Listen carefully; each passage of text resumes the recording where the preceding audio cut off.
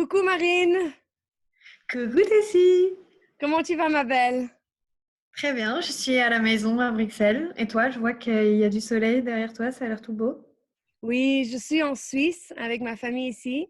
Et voilà, on a de la chance parce que depuis les 7 semaines qu'on est ici, il faisait juste beau. Alors, c'est vraiment incroyable.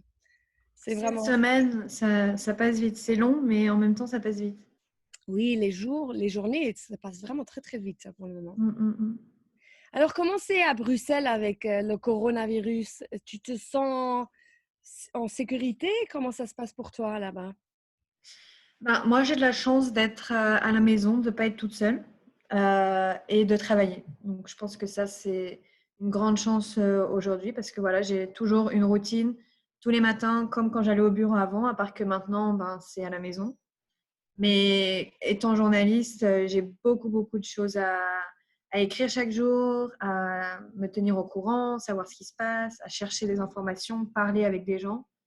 Donc pour moi, je ne sens pas vraiment la difficulté du confinement. C'est plus par rapport au travail. Mais encore, j'ai la chance d'avoir un travail et un toit. Donc je ne me plains pas et on reste fort et ça va aller. C'est génial. Oui, c'est important de rester positif et Mm. voilà, de faire le meilleur avec ce qu'on a, quoi. Ça, c'est clair, Exactement, d'avoir des soutiens. absolument. Alors, dis-moi, quand tu parles de journaliste, où est-ce que tu es journaliste et comment est-ce que tu es devenu journaliste en premier lieu? Alors, je travaille pour l'agence de presse Reuters. Depuis septembre. Donc, ça fait moins d'1 an. Et avant, j'étais 5 ans chez Bloomberg à Londres et ici à Bruxelles. Et donc, je m'occupe de tout ce qui est affaires européennes. Donc, un jour, c'est Brexit. Bon, en ce moment, c'est que le coronavirus, mais c'est aussi la politique belge, l'agriculture, le changement climatique, les problèmes environnementaux, la santé. Ça touche vraiment chaque jour est différent. J'ai une routine dans ce que je dois faire chaque jour, mais les sujets changent tout le temps. Donc ça, c'est génial. Et en fait, je suis un peu atterrie là par hasard parce que quand je faisais mon master à Londres, pas du tout en journalisme, en relations internationales, études de genre et sur les affaires climatiques, je postulais à des stages un peu partout, dont chez Bloomberg. Et au début, ils m'ont dit non, pas de stage chez nous. Bon, ok. J'étais déçue, mais voilà, je continue, c'est pas grave. Et 6 mois après, ils m'ont rappelé et ils m'ont demandé ce que je faisais, si j'avais fini à l'université et si je voulais venir travailler chez eux. Et donc, ben, j'ai vraiment eu de la chance et j'ai atterri chez Bloomberg un peu par miracle, si je puis dire. Et quelque chose qui devait durer 3 mois, un contrat de 3 mois, ben, ça a duré 5 ans. Donc, vraiment de la chance. Et l'été dernier, c'était pour moi le moment de changer. Au bout de 5 ans, le premier boulot, etc., j'avais envie de voir d'autres choses, de plus écrire spécialement sur la finance et les marchés. Et pareil, j'ai eu une offre de Reuters et donc voilà, je suis partie chez eux, chez la concurrence. Ah, c'est génial. Alors, pour Reuters, dis-moi, comment ça se passe la journée normale? À quelle heure est-ce que tu te réveilles et c'est quoi les topics spéciaux pour toi? C'est quoi ton expertise, si tu veux? Alors moi, je dois être au bureau vers 7h30, 8h. Et donc, il faut ouvrir la salle de rédaction. Donc, c'est-à-dire, il faut lire les journaux, lire les mails du bureau, s'il y a des offres d'interview, quelles sont les personnalités qui vont parler dans la journée, parce que souvent, à la télévision, à la radio, tôt le matin, il y a par exemple, ce matin, il y avait le président du Conseil européen, mais peut-être c'est la présidente de la Commission qui parle sur une radio ou une télévision. Donc, on doit garder un œil sur tout. Aussi, Twitter, c'est un outil qu'on utilise énormément parce que, en fait, la difficulté maintenant, c'est que tu peux avoir de l'information, pas seulement par un communiqué de presse, mais tu peux avoir quelqu'un qui te fait un tweet, quelqu'un qui écrit un post sur Facebook, sur son blog, sur LinkedIn, quelqu'un qui parle à la télévision, ou même juste un ami qui te dit une info. Ah, je travaille, je sais pas, à l'Organisation mondiale de la santé, et j'ai entendu ça dans les couloirs. Ben, peut-être que tu peux faire un article, tu devrais aller chercher. Et donc, c'est ça la difficulté aujourd'hui. C'est quand on arrive au bureau, de savoir, tu peux jamais savoir à l'avance tout ce qui va se passer dans la journée, bien sûr. Il y a des trucs organisés, mais même une conférence de presse qui est à 11h, ça commence jamais à 11h pile.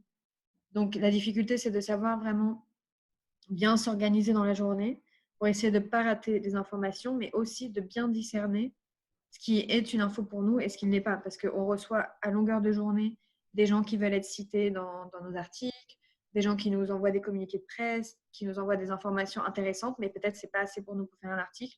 Et en ce moment, vu que le grand sujet, c'est la pandémie, le coronavirus, ben, on doit un peu mettre des choses de côté et en se disant, on y reviendra plus tard. Mais même sur ce sujet, il y a tellement de désinformation et de fausses nouvelles qu'il faut qu'on fasse super attention tout le temps à pas publier quelque chose de faux.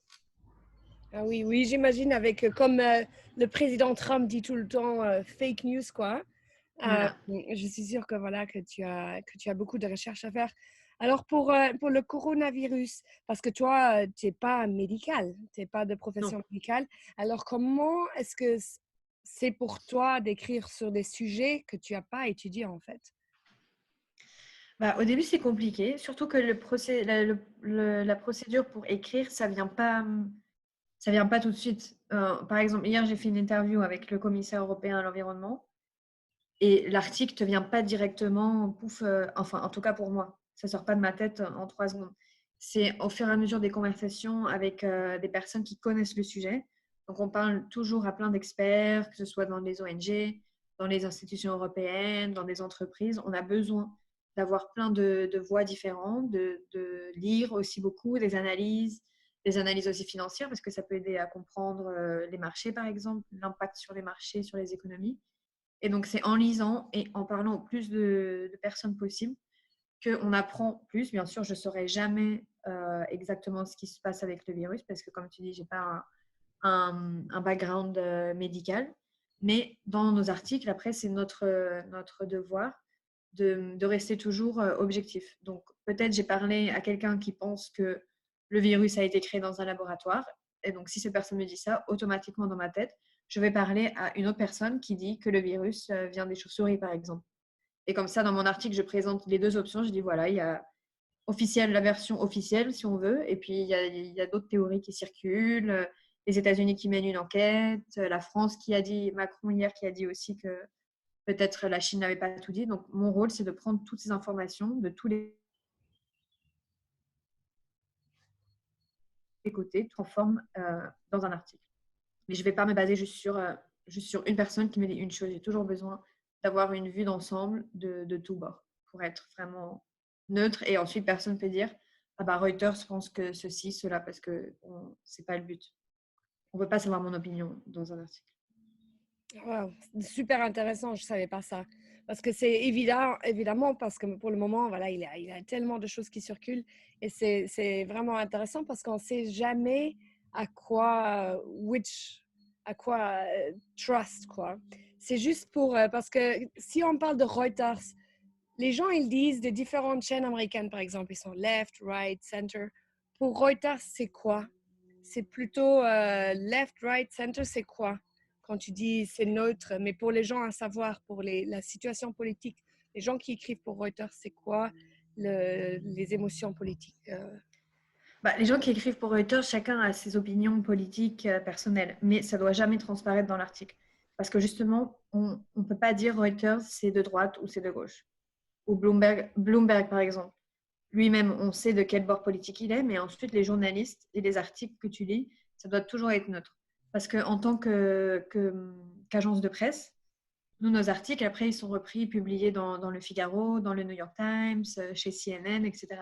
Donc, c'est après l'étiquette politique, si tu veux, elle vient après par les médias qui reprennent nos articles.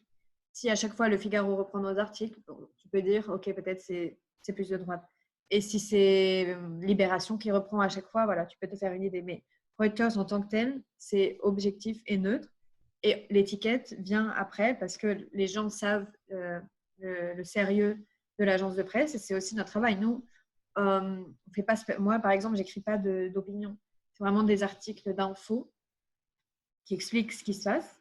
Et ensuite, si un de nos clients reprend l'article, je ne sais pas, Le Figaro par exemple, euh, ils peuvent tourner et mettre leur idée politique en plus dessus parce qu'ils rajoutent peut-être des commentaires qu'ils ont d'hommes politiques en France ou de leurs propres sources et leurs propres experts. Mais Reuters en tant que tel, on ne peut pas mettre une étiquette dessus, politique, et surtout, on ne peut pas mettre une étiquette sur les journalistes qui travaillent pour Reuters.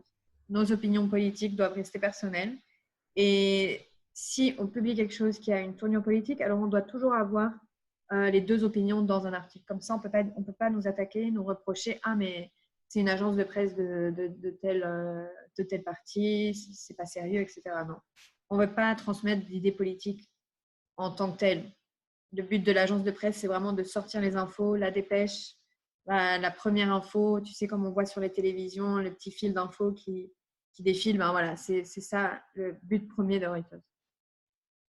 Ouais, super intéressant. Bah, merci beaucoup. Je sais que tu dois partir pour ton interview maintenant avec quelqu'un d'autre, alors je vais te laisser. Mais avant de partir, est-ce que tu pourras juste vite partager quelque chose de Marine pour tout le monde pour tout le monde qui est au lockdown pour le moment? Qu'est-ce que tu as partagé? Je pense qu'il faut rester très fort. Je sais que c'est difficile. Moi, je suis dans une position privilégiée. Je ne peux pas parler pour les gens voilà, qui sont tout seuls à la maison, les personnes âgées, etc. Mais il faut rester fort. Il faut s'occuper comme on peut. Donc, si on peut lire, moi, en ce moment, je suis en train de lire un livre de Jean d'Ormesson, sa biographie. Donc, c'est pour se détacher un peu de tout ce qui se passe, toute la crise, tout ce qui est un peu anxiogène, parce qu'à force de lire autant d'informations tout le temps, ben, ça peut créer des angoisses. Essayer de passer du temps un peu dehors si on peut, et aussi aider vraiment le plus possible les autres. Par exemple, moi, mon hobby en ce moment, si je suis en train de coudre des masques, je vais te montrer.